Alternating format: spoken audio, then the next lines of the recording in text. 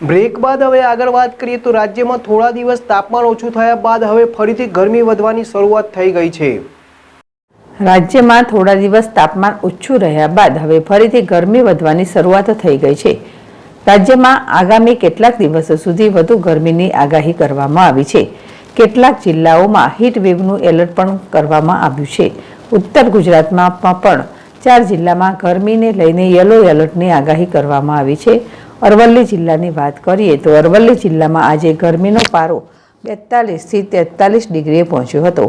આજે અરવલ્લી જિલ્લાના ધનસુરા, મોડાસા, બાયડ સહિત જિલ્લાના મોટાભાગના વિસ્તારમાં ગરમીનો પારો 42 થી 43 ડિગ્રીએ પહોંચ્યો હતો, જેને લઈને લોકો કામ સિવાય ઘરની બહાર નીકળવાનું ટાળી રહ્યા છે, જેને લીધે રોડ ઉપર લોકોની અને વાહનોની અવરજવર ઓછી દેખાઈ રહી છે, તેમજ બજારમાં પણ લોકોની ભીડ ઓછી દેખાઈ રહી છે।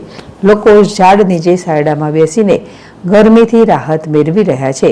સાથે લોકો શેરડીનો જ્યુસ, છાશ અને લચ્છી સહિત ઠંડા પીણા પીને ગરમીથી રાહત મેળવી રહ્યા છે। અરવલ્લી જિલ્લામાં તંત્ર દ્વારા પણ લોકોને સાવધાનીના પગલાં લેવા જણાવવામાં આવ્યું છે। તંત્ર દ્વારા લોકોને કામ સિવાય ઘરની બહાર ન નીકળવો, વૃદ્ધો, બાળકો તેમજ સગર્ભા મહિલાઓને સાવધાની રાખવી સહિતની અપીલ કરવામાં આવી છે। નમન પંડ્યા, ZSTV, અરવલ્લી।